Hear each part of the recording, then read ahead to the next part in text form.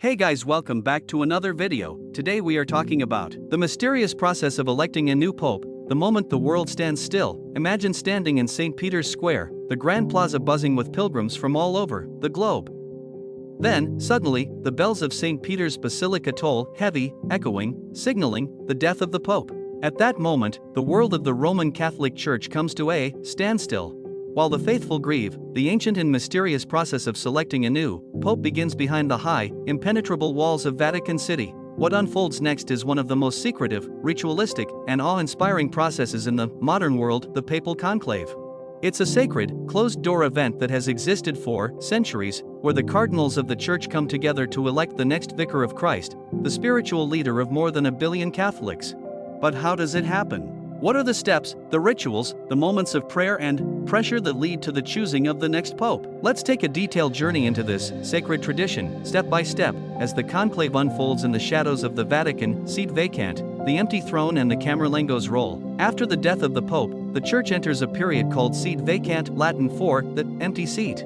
This begins immediately after the death or resignation of the pope and signifies a period of transition. During seat vacant, the governance of the Church falls to the Camerlengo, an official whose role is often overlooked but is crucial in the days after the pope's passing. The Camerlengo's first and most symbolic task is to confirm the death of the pope. In the past, this involved a dramatic gesture. He would tap the deceased pope on the forehead with a silver hammer and call out his baptismal name 3 times. If there was no response, the pope was declared dead. Today, the ritual is more modernized but carries the same weight. After this, the Camerlengo oversees the destruction of the pope's fisherman's ring, the powerful symbol of the papacy. As a sign that the former pope's authority is now dissolved, as Vatican officials move swiftly to prepare the funeral, the Camerlengo assumes control over Vatican affairs. However, during this time, the most critical preparations are not merely logistical but deeply spiritual. The cardinals of the world are called to Rome, and the stage is set for the conclave to begin. The calling of the cardinals, a global assembly of faith. From every corner of the globe, the cardinals, the princes of the Church, gather in Rome, a gathering not just of men but of centuries of tradition, responsibility, and faith. These cardinals, who hold some of the highest offices in the Church, are responsible for selecting the new pope. Only cardinals under the age of 80 are permitted to vote, narrowing the group to around 120 participants. The decision they make will shape the future of the Catholic Church, and the gravity of this responsibility is felt in every step they take.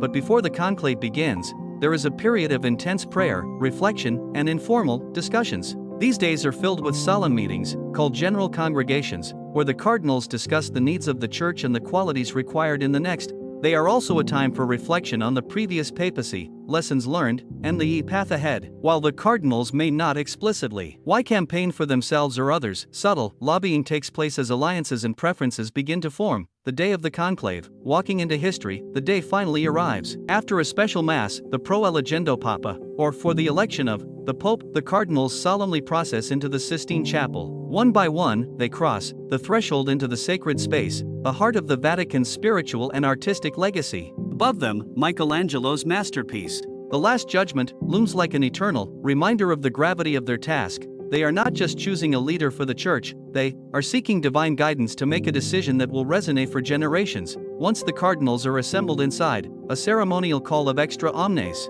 Everyone out is made, and all non-voters exit. The doors of the Sistine Chapel are then locked, sealing the cardinals inside. From this moment forward, they are cut off from the outside world. The tradition of isolation, ensuring that no outside influence or interference can affect the election, stretches back to the 13th century. No phones, no internet, no media.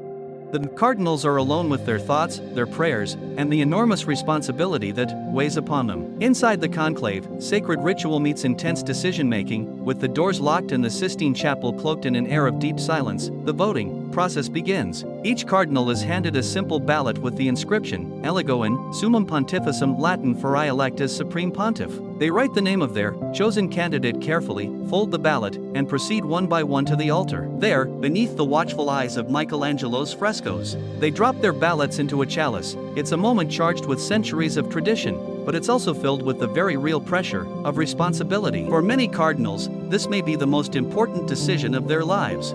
After each round of voting, the ballots are counted meticulously by 3 scrutineers chosen from the cardinal electors. If no candidate receives a 2/3 majority, the process is repeated. But it's not just about counting votes, it's about discerning the will of God through prayer and meditation.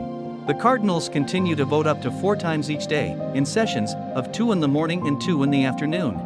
Outside the chapel, the world waits in anticipation, watching the small chimney on the roof of the Sistine Chapel. If no pope is chosen, the ballots are burned with chemicals that produce black smoke, signaling to the faithful, no pope yet, the moment of decision, white smoke and a new pope. But when a cardinal finally receives the necessary 2/3 majority, the process pivots from uncertainty to celebration. At that pivotal moment, the ballots are burned with a different chemical, and white smoke rises from the chimney, sending a joyful signal to the world: we have a pope. Inside the chapel, the chosen cardinal is overcome by a moment of immense gravity. He is approached and asked the most profound question of his life: do you accept your canonical election as supreme pontiff? If he says yes, he is then asked what papal name he will take, a decision steeped in symbolism, reflecting the path he believes his papacy will follow. After accepting, the new pope is led to the Room of Tears, a small, private chamber just off the Sistine Chapel, where he dons the papal white cassock for the first time. The name of the room comes from the overwhelming emotion many feel upon realizing the immense burden of the papacy. From there, the new pope is escorted to St. Peter's Basilica, where the world will soon meet their new leader. Habemus Papam, the new pope steps forward. The crowd outside St. Peter's Basilica has been waiting for hours, days even, and finally, the moment comes. The senior cardinal deacon steps out onto the balcony and speaks the famous words, Habemus Papam. We have a pope. The square erupts into applause, cheers, and tears of joy. Then, the new pope steps onto the balcony for the first time, gazing out over the sea of people. This moment, though brief, is one of the most important public appearances he will ever make. He blesses the crowd and the world, and in that instant, his papacy begins. Conclusion: a new chapter begins. The conclave is over, but its reverberations are felt across the globe. The papal election is a powerful reminder of how the Church, despite the modern world's changes, holds fast to its ancient traditions and rituals. This centuries-old process continues to fascinate, not just because of its mystery, but because of the profound faith and history it represents. In your film, capturing the essence of this sacred process, from the intense moments of silent prayer within the Sistine Chapel to the jubilant celebrations that follow the white smoke, will offer viewers a rare glimpse into one of the most secretive elections in the world. The papal conclave is more than a political decision. It is a spiritual event that determines the course of the Catholic Church for years to come. End credits. Crafting the conclave's legacy. Okay guys, see you in the next video. Thanks for watching.